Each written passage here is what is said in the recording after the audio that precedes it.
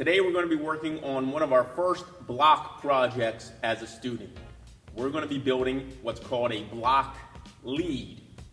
We're going to be using 8-inch block for this demonstration, building the lead 7 courses high. Courses are in reference to the lines or rows of block or brick. They're called courses. We're building it 7 courses high because that is the industry standard at the point in which scaffold needs to be built. So we're building this block lead scaffold high. Here's a look at our setup. We have our mortar pan filled with mortar. We have enough block to complete the lead. We have 3 half block for our jamb or our end of the lead. Our tools are beside our material. Our levels are placed in a block. This could be a half a block, a whole block, it doesn't matter, just to hold our levels. We also have a bucket of water and a hoe in it if we need to temper up or shake up our mortar later on in the process. Do yourself a favor and stock the block right side up. Believe it or not, there's a top and bottom to block. In general, the top of the block is smooth. That's going to help us with our level work. The bottom of the block is generally rough. You can also identify the bottom of the block by these little grooves right here in the center. In general, it doesn't matter if you lay the block right side up or upside down in the wall. However, when building a lead, it helps us having the block right side up. When we place our level on top, we would like a nice, smooth, flat surface. All of our projects begin with the chalk line. If you don't have a partner, grab a block that will hold the end of your chalk line for you.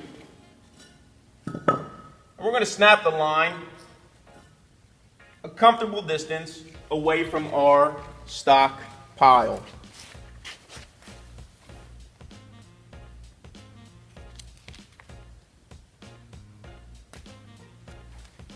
This line is way longer than what our lead is going to be, and that's okay. We have our wall line established and we're ready to go. However, and in general, you're not going to be building a lead on top of a bare floor, at least out in the field.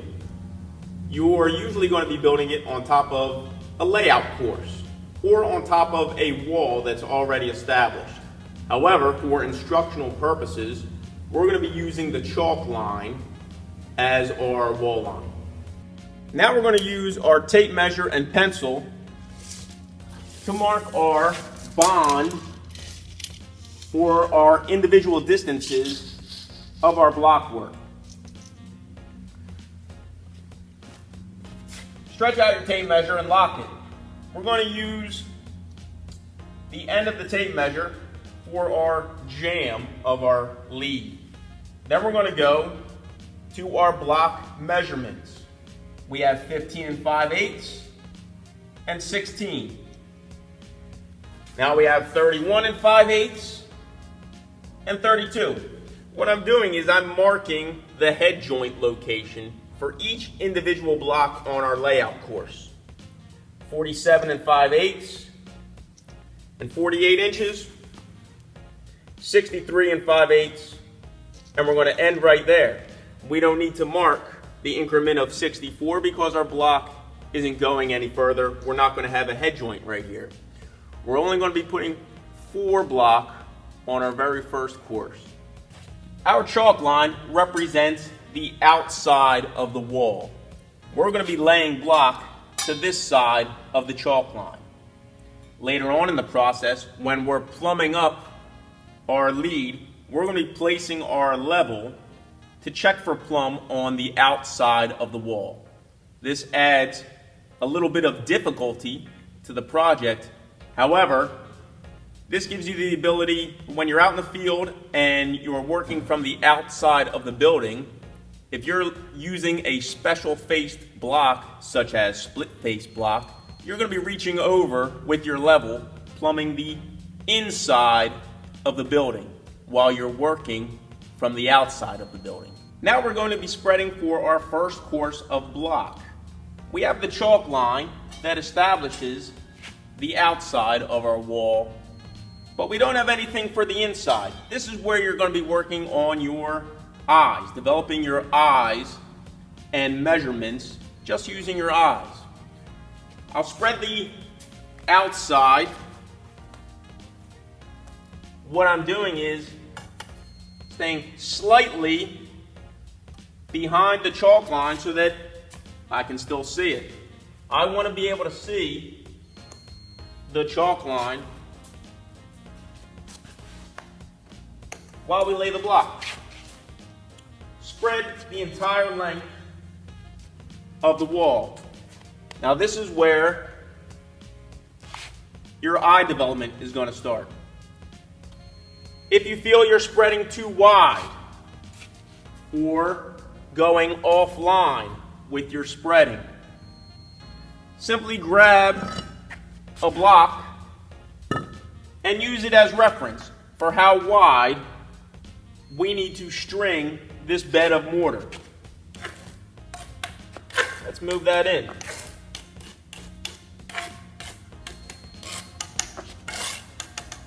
If you want to work on your vision, remove the block.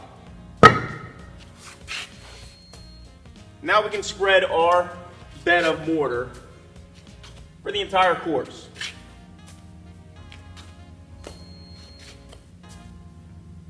Our mortar is spread, but I want to get a real close picture of exactly what's happening and what I'm thinking about as I'm laying the very first block. We're going to use a jamb block or a corner block for our very end of our lead.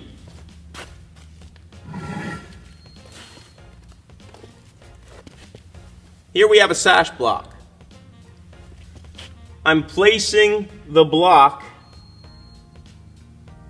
to my pencil line and also the chalk line. Right now I'm holding 100% of the weight of the block. I'm slowly letting it go. I'm holding about 50% of the weight of the block right now. Now I'm holding about 25% of the weight of the block. And now I'm going to let the block go. I have the jamb of the block right with the pencil line. I have the face of the block, the inside face of the block, right along the chalk line. I'm not going to do anything else with this block right now. I'm going to continue laying the rest of this course, and then we'll manipulate this entire length of our first course with our levels. Now we can continue laying our first course of block. Smear, smear. Apply the head joint, apply the head joint. We can simply lay the block right now in the wall. However, what I'm going to do is I'm going to double butter each individual unit. This mortar applied to this block and this mortar applied to this block, squeezed together, will give us a nice full head joint. Right now I'm holding 100% of the weight of the block. Now I'm holding about 50% of the weight. Now about 10% of the weight. And now nothing. The bottom of the block is right even with our wall line, our chalk line. We have a nice full head joint. We'll continue.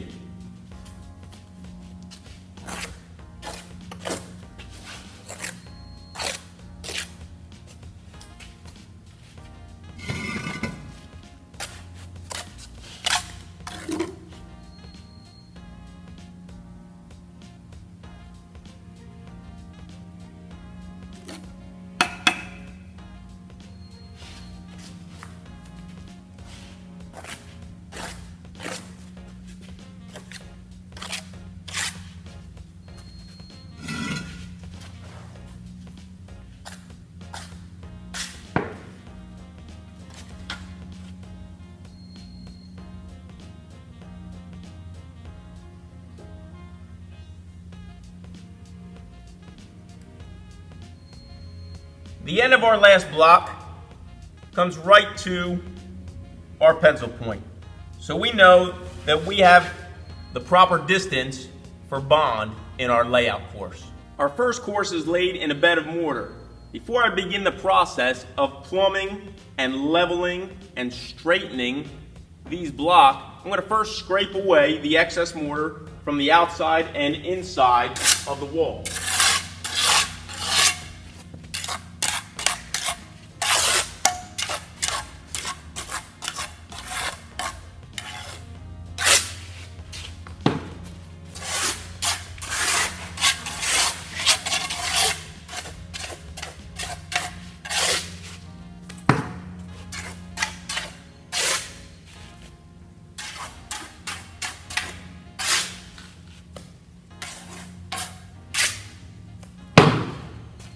Now we're going to use our levels. Our levels are going to help us level the first course of block. It's also going to help us plumb every individual block. And there's a couple different ways we can go about that, and I'll show you both ways. We grab our level, place it along the top of the block. We want the bubble to be in the middle of the two lines that are on the level. Not only that, we don't want any daylight underneath of the level. I'm placing my trowel underneath the level, showing you that it's not touching the top of this block, at least not fully. I can see daylight under this area.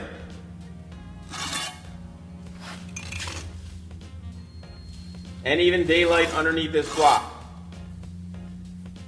We can use our hammer to help us level the block. This part of the block is low. This part of the block is high. I'm going to hold up this part of the block and tap down that end of the block with the hammer. Same thing over on this side. I'm pulling up on one side of the block while tapping down on the other side of the block. Pulling up takes the weight off of that side of the block. Now our block work seems level. Now we need to check each individual unit, each individual block for plumb. There's a couple different ways we can do that. We can check the face of the wall, putting our level on the face and checking for plumb. Again, we want the bubble to be in between the lines. However, a shortcut, what I like to do, is simply put the level on top of the wall, perpendicular to the wall line. Again, trying to get that bubble in between the lines. In theory, if our block is level this way, it's going to be plumb this way. Every individual unit you're going to plumb. You're going to plumb them by leveling them across the top. Now we have each individual unit plumb. We have the wall line, the layout course, nice and level. We also need the straight edge of the wall. We're going to do that by taking our level, placing it on the face of the wall. Again, we want to see no daylight, no space in between the level and the block. I'm going to move this block out and that block out a little bit.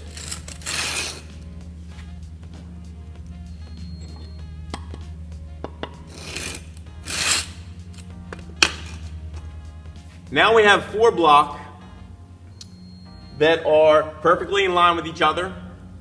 They're perfectly plumb. They're perfectly level. One more thing to check. Even though we use those pencil lines as our bond markers, I'm going to double check with my tape measure before I go ahead to the next course.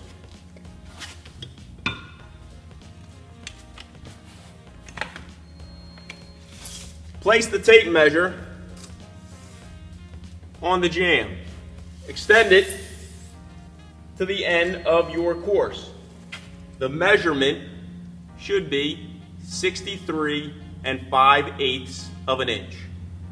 Here, we're exactly on. We stayed exactly on our bond marks, our pencil marks that we drew on the floor. There is one more measurement to check, and that's our height. We're going to check that at the jamb. Our height to the top of the block should be exactly 8 inches. There is a tolerance in our block work. You can be up to 1/8 of an inch low and up to 1/8 of an inch high with the block work. That may seem like a small tolerance. That's actually a pretty big tolerance. That's actually 1/4 inch when you combine them. So we're going to check our height on our block work, and we're at exactly 8 inches. Our height is good. Our bond is good. Everything is good with our layout course. We're ready to move on to our second course. Our second course of block work, now we can go back to our face shell bedding.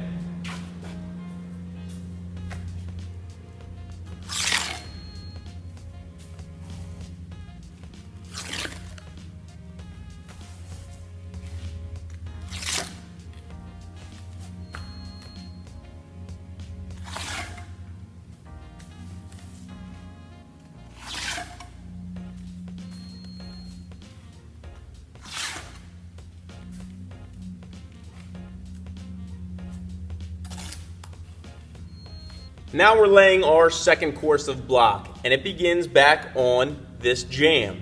We're going to start with half of a block. That puts us on what's called half bond or running bond.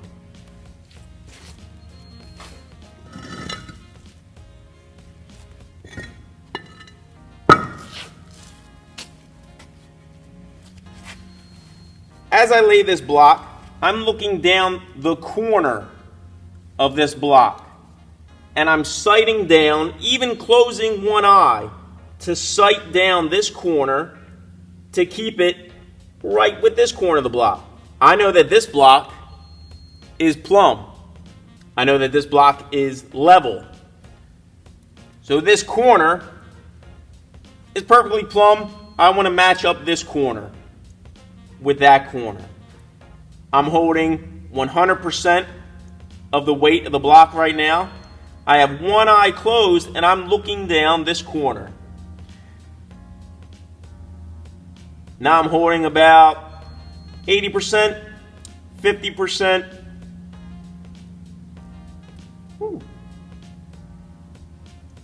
10%, I'm letting go. That's slowly putting the block down onto the mortar. If we release it too quick, the mortar is quickly going to squish out and squeeze out, and we're going to end up being too low with the height of our block. I'm going to scrape this away, and we can continue laying our second course of block.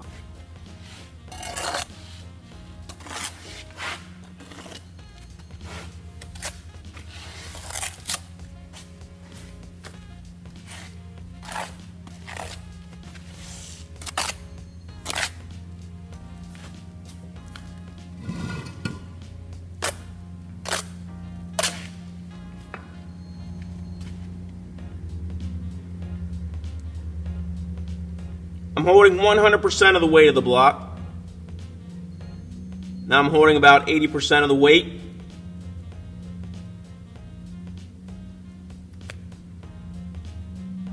%of the weight. 10. Letting go. On our second course, we don't have marks for our bond like we did on the floor. However, because we laid our first course exactly on bond, we're going to use the first course as sort of our guide for how big our head joints need to be. We want the head joint that's going to be right here to be exactly center on the block below. That means this block doesn't go all the way to the center of this block. It's slightly behind center of this block, leaving room for our 3/8 of an inch head joint right in the center of our layout course block.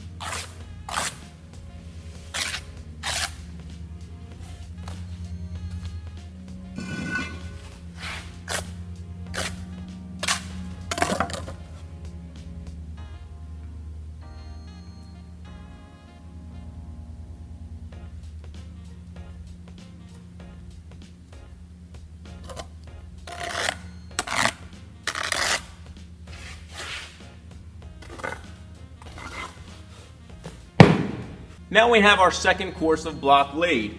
Now we break out the level, and we do the same that we did as on the first course. We're going to get the block work level first. We seem to be pretty good. Our block work is level. Now, this is where there's a couple different ways to plumb up the block. In general, you don't have to plumb up every individual block on the courses after the first course. However, it's something that I like to do. I check every individual block by putting the level perpendicular to the wall.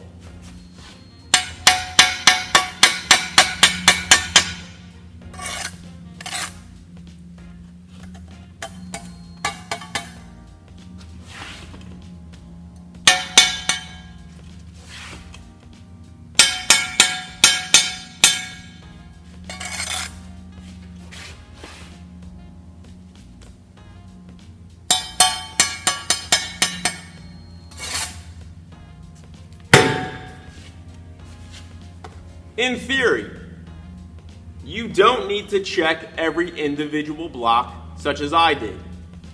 You can just check the very end, we'll say the tail end of the block over here. Make sure that block not only by itself is plumb, but it's also plumb with your layout course.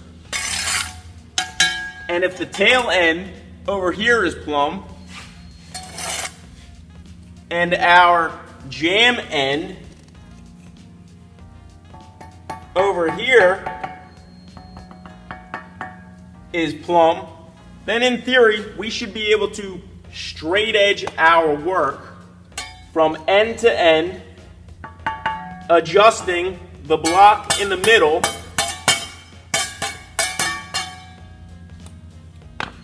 and our work will all be plumb together, plumb and straight. The extra work that I did was by putting the level perpendicular on these two blocks. If you have the time to do it, do it. If you're being rushed, you will simply do this end and this end, then straight edge the bottom of the block, then the top of the block. Here we're back at the jamb end of the lead. We're checking the jamb for plumb. We want the bubble in between the lines. We also want the complete jamb of the block touching the level. So we'd see that the first course is just fine. However, there's daylight in between the block and the level on the second course. We're going to adjust that half of a block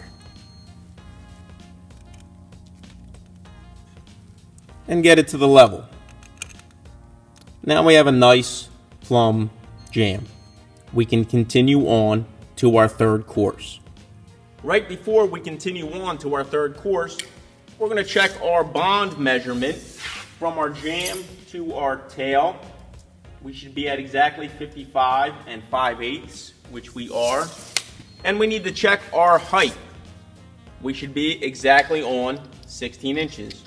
And we are good. Now we're on to our third course of block work. It's basically just repeating what you did the second course. However, if you would like to try out new spreading methods, now's a good time to try them. We're at a good height where you can experiment with spreading a longer distance. Originally, we worked on spreading a 16-inch increment.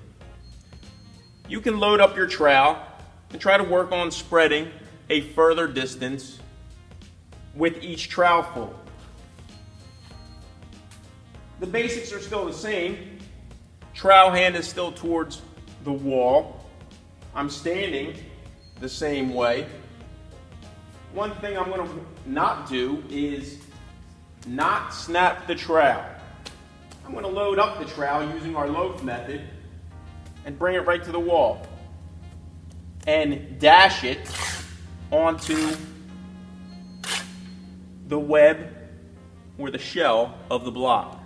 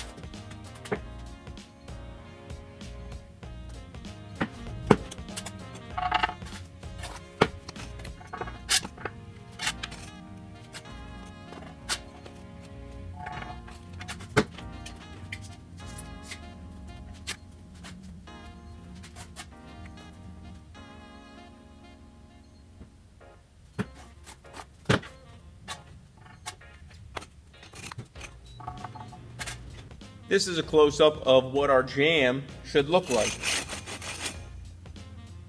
The bubble in the middle of the lines, every block touching the level. Now I do see some daylight in here. We have about, I'm going to say the thickness of a trowel, in and out, that is perfectly acceptable. Overall, nice and plumb. Now I'm back onto the working side of the wall. Before I move on to the striking up process, I'm going to check the lead to make sure we are in range. What that means is the tail end of each block is touching the level. And we're in good shape. Now we're going to strike up our work.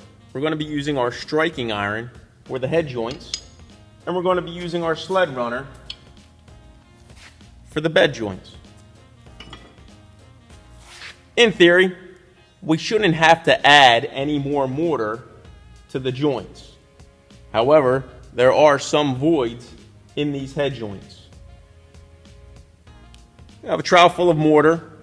You can use your striking iron to remove some mortar from the edge of your trowel and apply it to the head joints. We're going to strike every head joint first. Then we're going to use our sled runner and hit all the bed joints.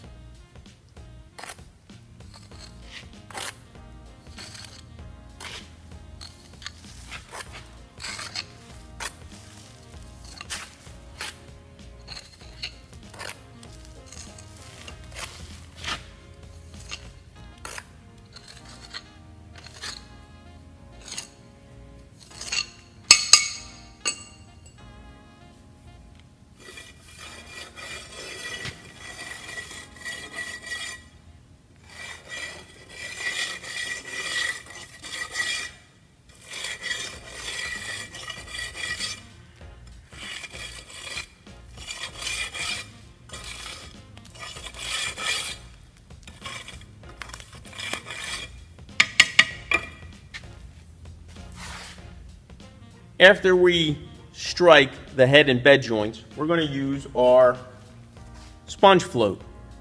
This is going to remove excess mortar from around the edges of each block.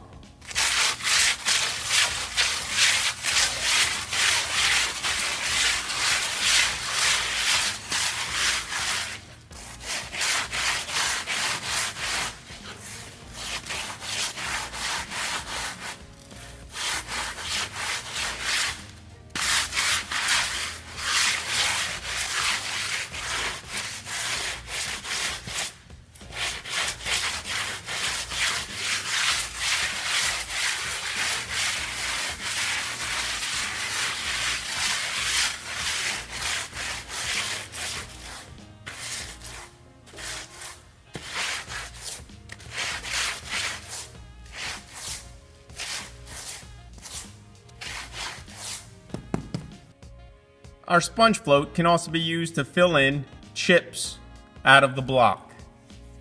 We can use mortar to fill in that chip, and when we restrike the head joints and bed joints, this will look like a full block without a chunk taken out of it.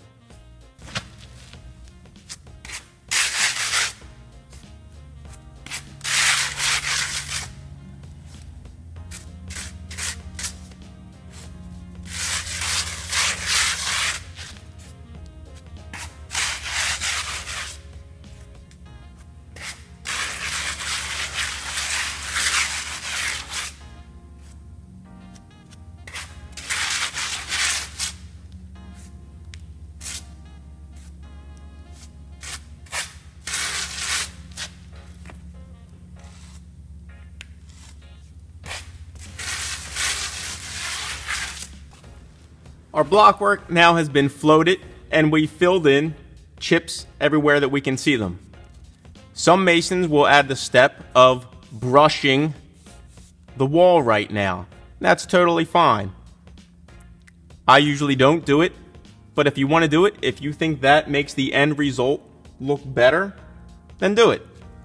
Right now, we're going to perform the operation of what's called polishing the joints. We don't leave the joints like this with mortar inside of them. We want to see a nice concave, smooth joint for the bed joints and the head joints. We're going to use our striking iron. Start from the top of the head joint and go down. Here we filled in a chip from this block with mortar. We don't want to dig in with our striking iron or with our sled runner into this chip. In theory, this block work will be painted, and we're not going to be able to tell that there was ever a chip in that block. We use our striking iron for the head joints, our sled runner for the bed joints. We want to see every head joint, what's called mitered into the bed joint. This small amount of mortar doesn't look good. They're going to call that a fingernail, a toenail, a booger, hangers, whatever. We want to eliminate that. We want the head joint to blend right into the bed joints at the top and bottom of every head joint. This is the easiest, least physical step in the construction process. This is going to make your work either look good or bad. We can have a lead, we can have a wall that is structurally built just fine, but aesthetically look very bad. And the opposite of that, we can have a wall built not so great, but we can strike it up and make it look beautiful. This will make the aesthetics of your work look better. Take your time on this and make it look nice. At the base of the wall, where the wall meets the floor, we float this bed joint. We don't strike this bed joint.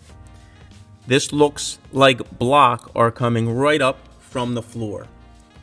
This head joint, along the first course, all of these head joints get struck all the way down to the floor. This gives a nice look right from the floor to the wall. This looks like a good transition. After the work is polished, remove the excess mortar from the end of each course.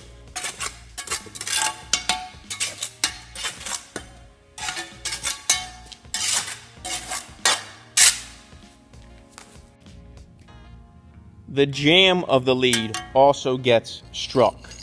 We want to see a concave joint on the jamb and on the face of the wall.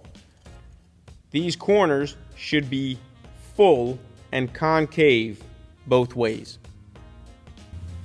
A few things to go over before we're done here. I noticed while building this lead, I used just sash block for the jamb end of the lead. That's okay. And I used just ear block for what's called the field part of the lead. That's fine too. However, you can't use ear block on the jamb end of the lead. We want this jamb to be nice, flat, and square. What's the point of a lead?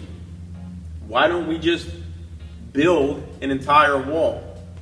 This is the starting point for most walls. If our lead is built out of plumb, we're going to have a wall that's built out of plumb. It doesn't matter if the wall is 10 feet long or 1,000 feet long. If this is out of plumb, our entire wall is going to be out of plumb once we start laying our block, our units, to a string line. If this is at the wrong height, our entire wall is going to be at the wrong height. Leads are very important in construction. Once you're done, clean up your area. Make sure both sides of the wall are struck and polished. Congratulations, you built your first lead.